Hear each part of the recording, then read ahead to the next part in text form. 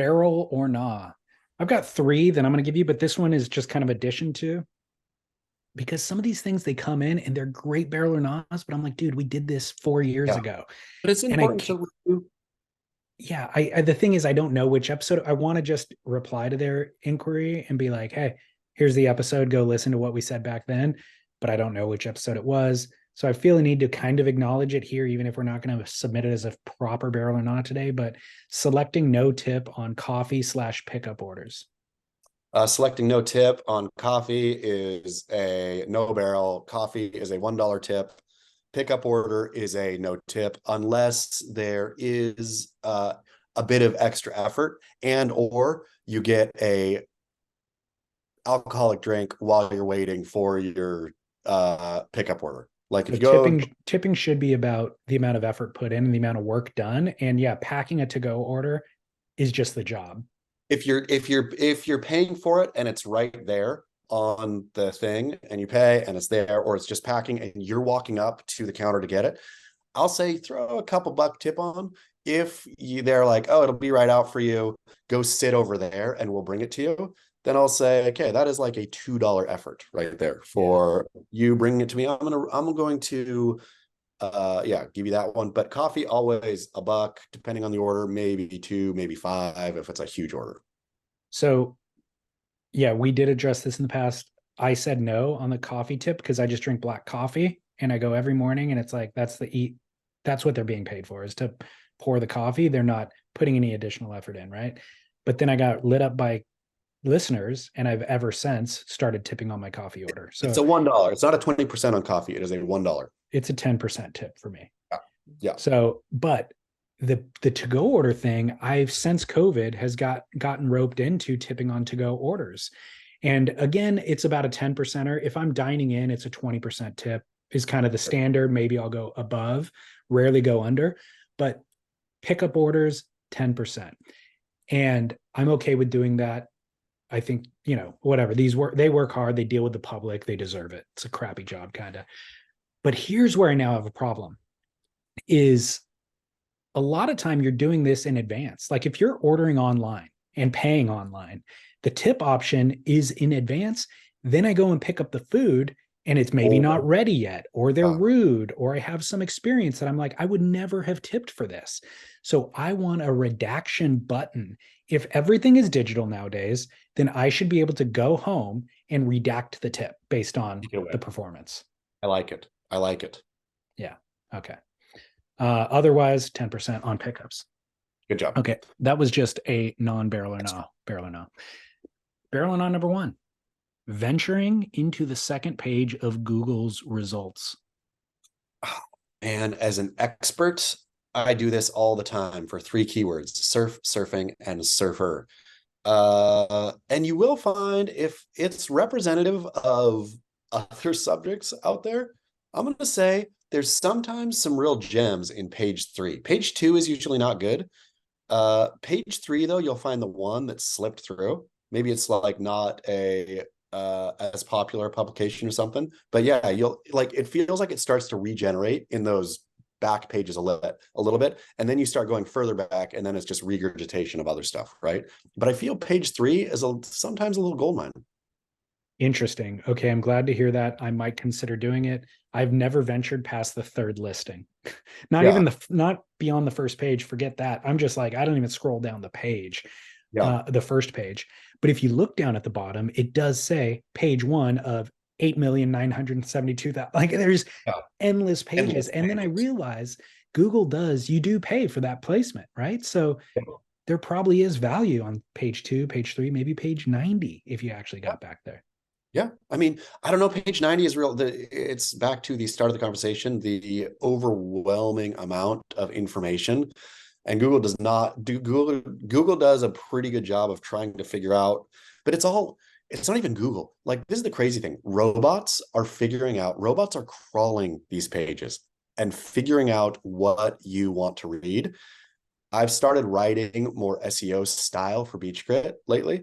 It makes you sound like an idiot. And I'm not writing for a person to read it. I'm writing for a robot to read it and say, oh, this is people talk. And then crank that up. It's idiotic. So I don't know, maybe just to mess with Google, start go scrolling automatically all the way to page 15 and start reading there.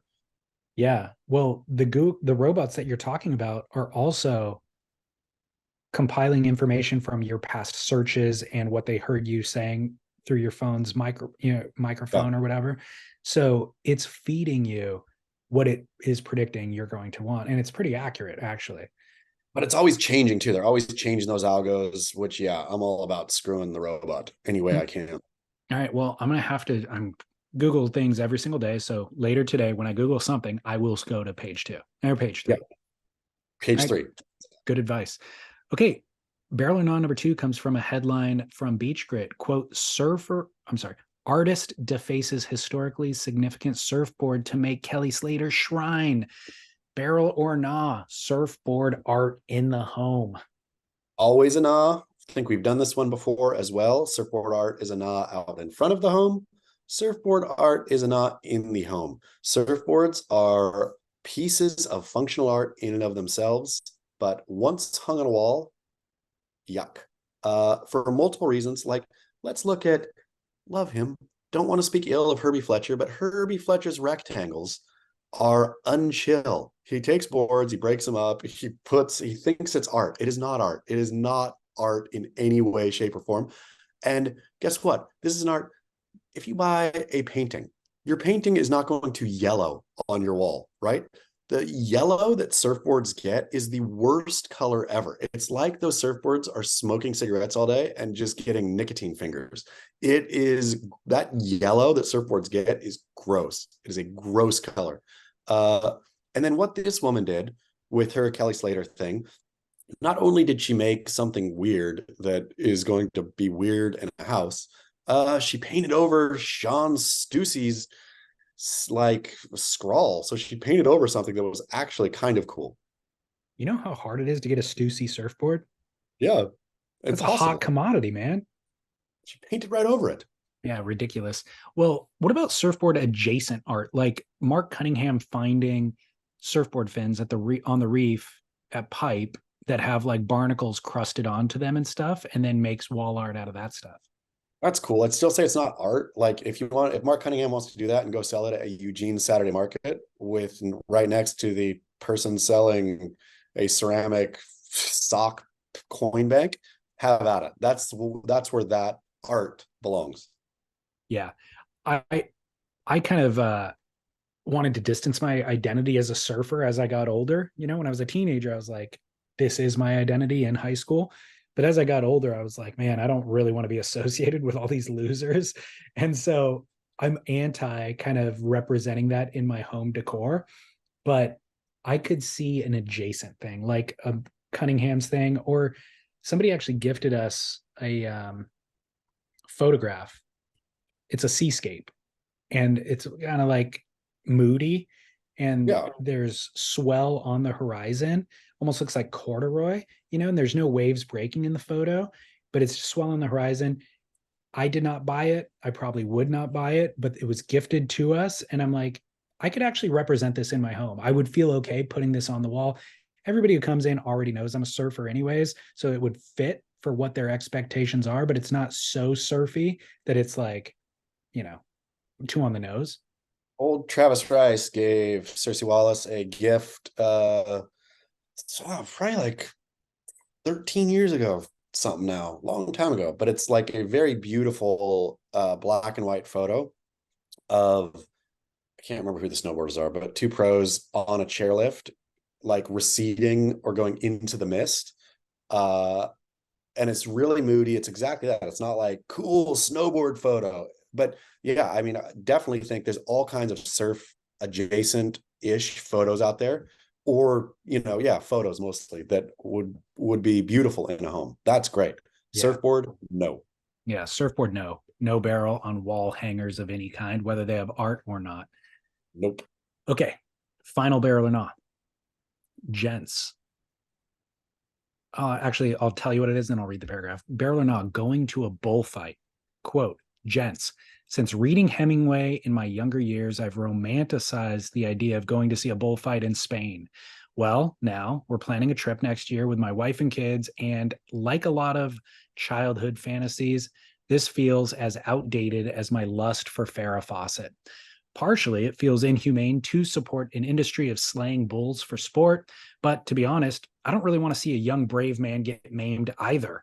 And I know for sure that my wife and kids won't be interested in attending. So, do I sneak off to fulfill this morbid fantasy of my machismo glorifying youth, or accept my sits pinkling existence as a modern sympathetic male who's processing his emotions by writing into a quasi surf related podcast? Keep help, end quote. I have all you need right here. Absolutely go to that bullfight. But before you go, read Hemingway's Death in the Afternoon. It is it's my favorite Hemingway book. I've read it, not cover to cover, but read parts of it countless times. If you have not read it, Hemingway talks about all of these specifics. He talks about how the gore works, why it's important, how all of it, every question you have about bullfighting, and crazy because it was written however many decades ago, but still is representative and resounds today to all the questions. Bullfighting, if you accept it as such, is an art form. It is an ancient art form. The way the Spanish practices is an art form. The way the bulls are raised is an art form. All of this is an art. To paper over this art, I think, with modern day, oh, we're smarter now, so we know better, that's all bad, right? Is so silly to think that the advancement of humanity can go cancel out other stuff in the past. Sure, some things, yes, we know now that smoking is bad for you or whatever, right? But when it relates to art and animal cruelty, they were dealing with that back then too. This is not about animal cruelty. It is not an animal cruelty issue in my mind. It is an artistic form, and an ancient artistic form, and go enjoy it. Don't take your wife and kids.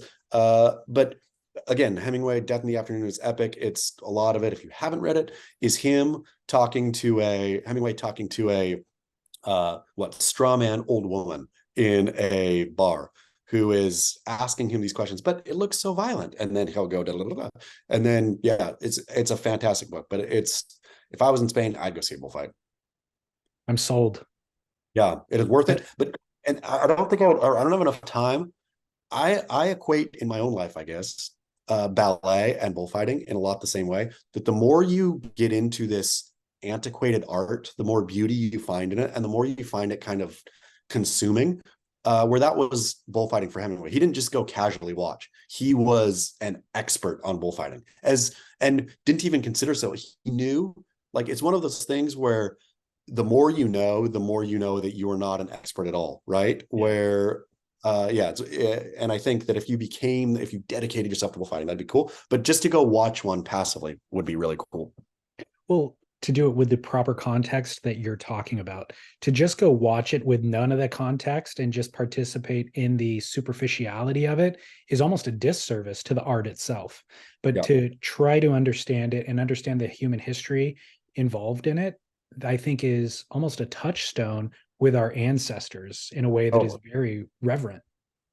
And it's things are not simple. It's like, oh, they're, I think, like, making everything so simple for us, just like our conversation with Palestinians and the Israelis, thinking because a bull is getting stabbed with a sword and killed publicly, therefore it is animal cruelty.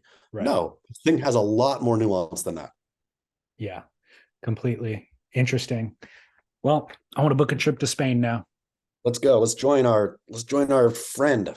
Well, that's exactly it. I mean, what you were just talking about, the confronting of the emotion, like him in the email or in the message, confronting the emotion, knowing that he's going to have to go there and confront those emotions. That's all good. That's all important work to do. And so I like it. I agree with you. This is Barrel. Go for it. Totally. And then really ponder it. Really ponder what it meant and how it felt when you're sits pinkling next time. Yeah, I like it. All right, great show. I think we have a new sign off today. We do have a new sign off. I'm so excited about it. Hannah's been great. You know what I mean? Like Hannah, she'll forever be a part of our history and our legacy. It but was wonderful. I think it is. Yeah. It is taking me Sometimes long. sometimes things pop up organically and they, it's right. It's true. All right. Thanks, Steve. Well, Whatever your name yeah. is.